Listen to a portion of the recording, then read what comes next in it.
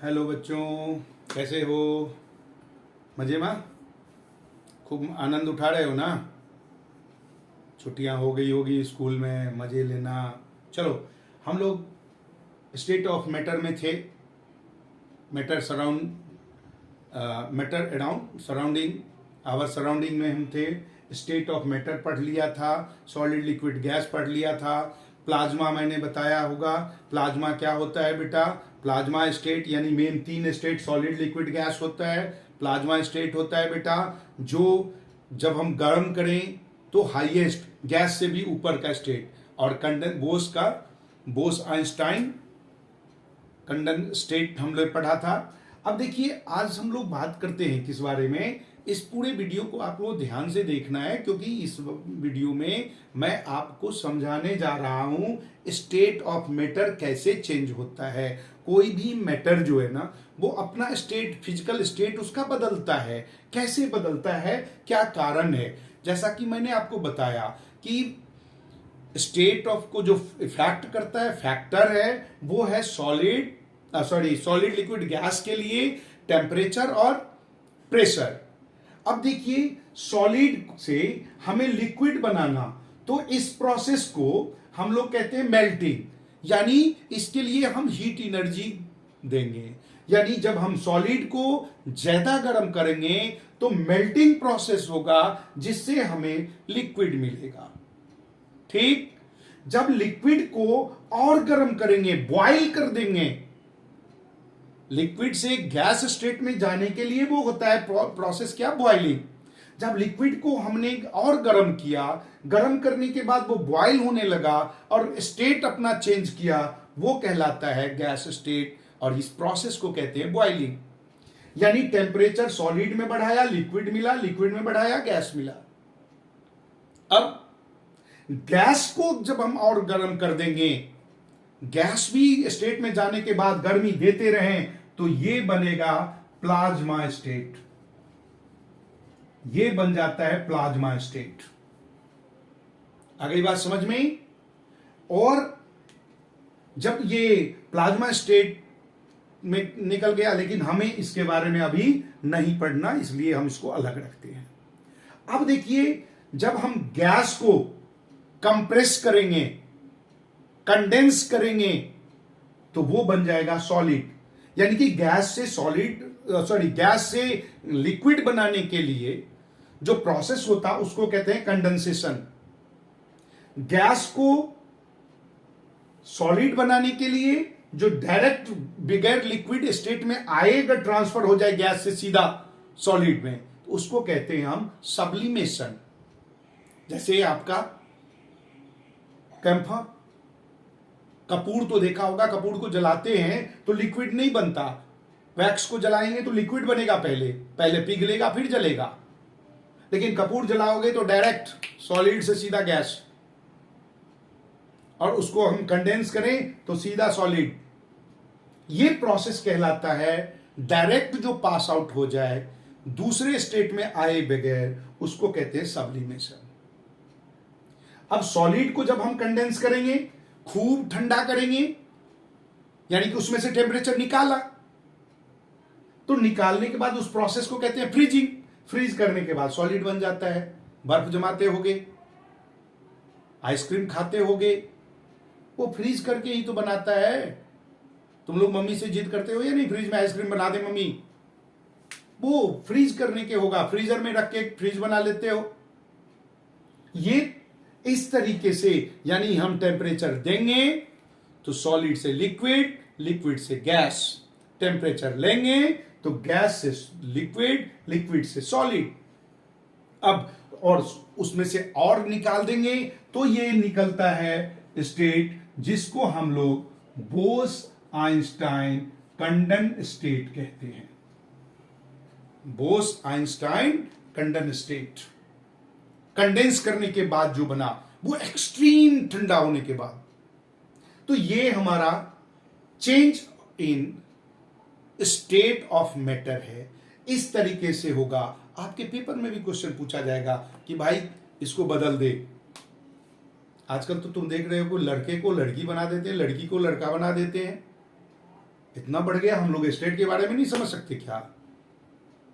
हम्म अपनी सरकार को देखो भाई, स्टेट को केंद्र शासित राज्य में बदल दिया।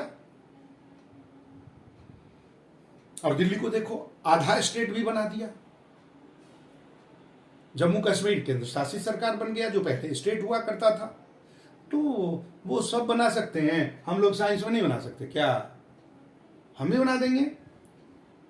इसके बाद देखो, इस स्टेट में जाए बगैर भी आप बॉयल करते हो तो गैस बनता है, लेकिन अगर बॉइलिंग पॉइंट पे एक खास टेम्परेचर तक हमें ले जाने के बाद ही होता है, चेंज होता, तो वो टेम्परेचर जो है ना, बॉइलिंग पॉइंट से कम टेम्परेचर पर भी अगर लिक्विड गैस में हो जाए तो उसको कहते हैं evaporation. Evaporation that means the process to change liquid into gas state in below boiling point. आप अब नहाते होगे, कपड़ा गीला करते होगे, बाहर धूप में डालते हो, सूख जाता है। पानी को बॉयल होने के लिए, गैस में कन्वर्ट होने के लिए 100 डिग्री टेम्परेचर की जरूरत होती है। क्या आपके बाहर 100 डिग्री का टेम्परेचर है हमारे एटमॉस्फेयर में? भाई साहब 40 प्लस हो जाए तो बाप बाप करते हैं हम लोग। नहीं, 40 प्लस हो जाए टेम्परेचर तो हम लोग मर जाते हैं। गर्म हो गया भाई, बहुत बढ़ गया गर्मी। और 100 डिग्री हो जाए तो फिर क्या होगा? हम लोग तो खुद ही इवोपरेट हो जाएंगे। ठीक है, तो ये प्रोसेस जिसमें बॉइलिंग पॉइंट से कम टेम्परेचर पर भी लिक्विड गैस में कन्वर्ट हो जाए तो उसको हम लोग कहते हैं इवोपरेशन। इसके कुछ फैक्टर हैं इवोपरेशन के लिए जो इसको इफेक्ट करता है। मूविंग एयर एक वो भी कारण है। टेम्परेचर डायरेक्टली प्रोपोर्शनल होता है, टेम्परेचर बढ़ेगा इवोपरेशन रेट बढ़ेगा। हवा तेज चलेगी, विंड है, तो इवोपरेशन का रेट बढ़ेगा। स्पेस एरिया, जितना बड़ा एरिया, खुला एरिया मिलेगा उतना ज्यादा इवोपरेशन होगा। आप देखो ना, चाय पीते होगे कप में और कोई चाय पीने बैठ जाए प्याला में, किसका चाय जल्दी ठंडा होगा? जाहिर है कि कप वाले का गर्म रहेगा, क्योंकि उसमें स्पेस जो एरिया है वो कम है। प्याले वाले फटाफट निगल मारेंगे और कंपटीशन हुआ तो कप वाला हार जाएगा, क्योंकि ज्यादा तो वो पी लेगा, प्याला ठंडा हो जाएगा, फटाफट पीता गया। तो इसलिए ये सब रेट है जो इफेक्ट करता है रेट ऑफ इवोपरेशन।